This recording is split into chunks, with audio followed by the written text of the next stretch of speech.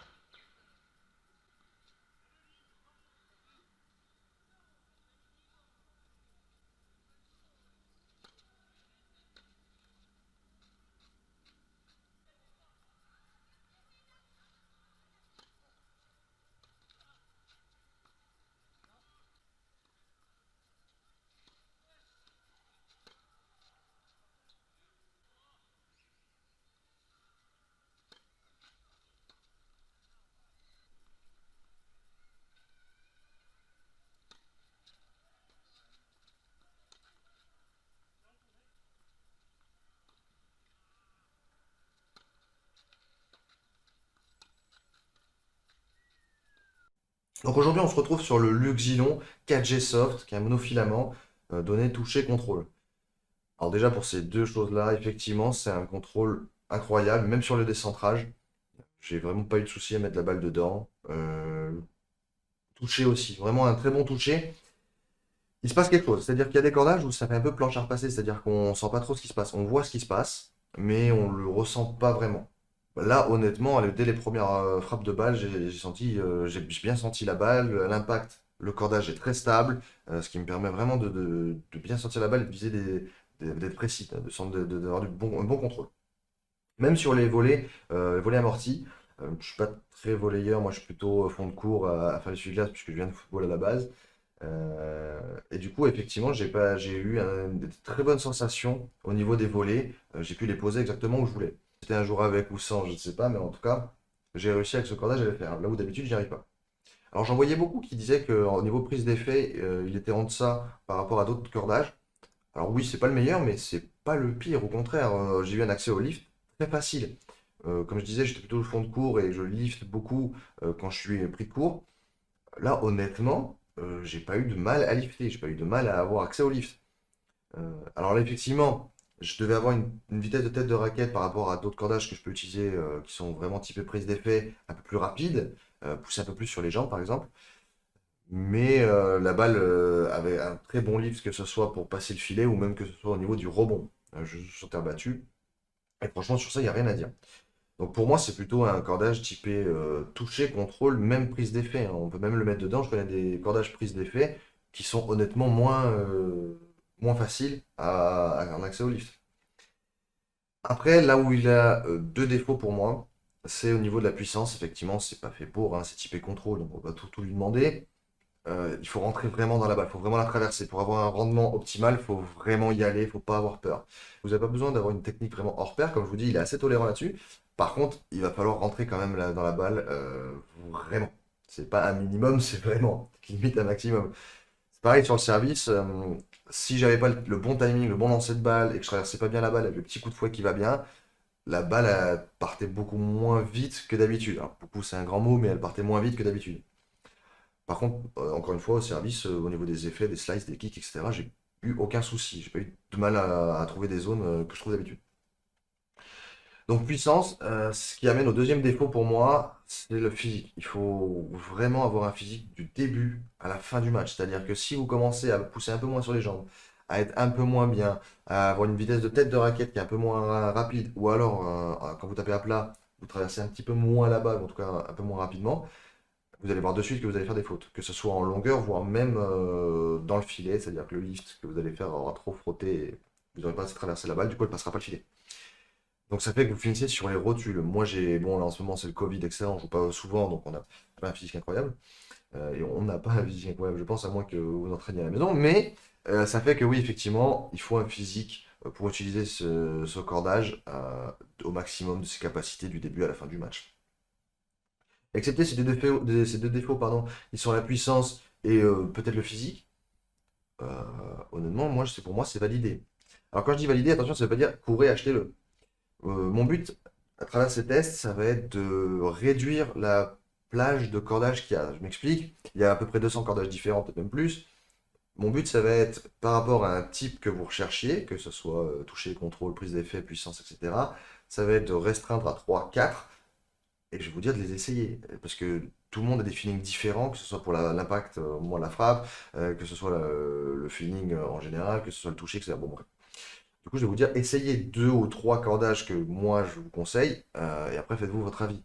Mais mon but, effectivement, ça va être quand même de restreindre à 2, 3, aller voir 4. Moi, je l'avais étendu en 24 en tension, c'était du 1,25. À voir en baissant un petit peu quand il va se relâcher, si je vais gagner un peu plus en puissance. Du coup, il faudra se méfier, hein, faut faire attention à ça. Là, on est l'hiver, donc bon, je sais que les monofilaments ne sont pas trop touchés par l'humidité, tout ça, mais vous n'avez pas le même rendement quand vous jouez avec 8 degrés que quand vous jouez avec 40 degrés, hein, c'est évident. Que dire de plus sur ce cordage? Moi, honnêtement, je vous le conseille, ou en tout cas, je vous conseille à le tester si vous cherchez du toucher, du contrôle et de la prise d'effet. Pour moi, c'est quelque chose qui peut vous convenir. Donc, typiquement, si vous êtes quelqu'un qui prend très vite l'échange à son compte, comme c'est mon cas, ça peut vous intéresser. Par exemple, moi, je jouais très, très en défense quand j'étais plus jeune. Du coup, il me fallait des cordages plutôt puissance pour que ça reparte sans que j'en mette trop et sans que ça me fatigue. Aujourd'hui, je suis plutôt dans l'agressivité. Donc, du coup, il me faut un cordage.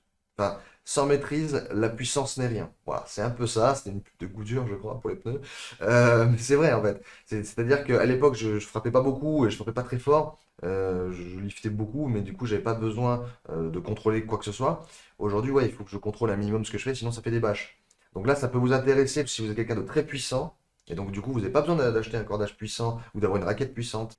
Donc ça peut vous intéresser. C'est-à-dire que là, moi, j'envoie le bras comme un sourd, ça envoie un gros parpaing et c'est dedans, pour donner un exemple. Après, à voir si vous avez une raquette très puissante, hein, ça marche aussi. C'est-à-dire que si vous avez une raquette très très puissante qui comble, vous, peut-être votre puissance, et que vous cherchez plutôt du contrôle, vous pouvez essayer un mix, c'est-à-dire euh, cordage typé contrôle, touché, et la raquette typée puissance. Ça peut marcher. Après, faut faire des mix pour essayer différents cordages. C'est pour ça qu'il y a beaucoup de synergie possible entre le cadre et le cordage, entre la tension, entre la jauge, etc. Donc, tout ça est très important et c'est à prendre en compte. Je vais faire une autre vidéo justement pour expliquer la différence des tensions, la différence des jauges et les différents types de cordages, que ce soit monofilament, multifilament, boyau, etc. J'ai encore quelques cordages à tester et à vous donner mon ressenti. Si vous avez des cordages que vous aimeriez que je teste, n'hésitez pas, dites-le en commentaire. Que dire de plus sur ce cordage, à part que pour moi, ouais, il est vraiment à conseiller si, comme je vous dis, vous êtes un joueur qui est très agressif, euh, assez complet, c'est-à-dire que vous faites de temps en temps quelques amortis. Là, à ce moment-là, vous allez avoir un très bon toucher, vous allez très bien ressortir la balle. Mais aussi, si vous voulez taper très fort comme un sourd fond de cours ou même un mètre dedans, le lift est assez facile à accéder. On se retrouve pour un prochain test. Je vous dis ciao ciao.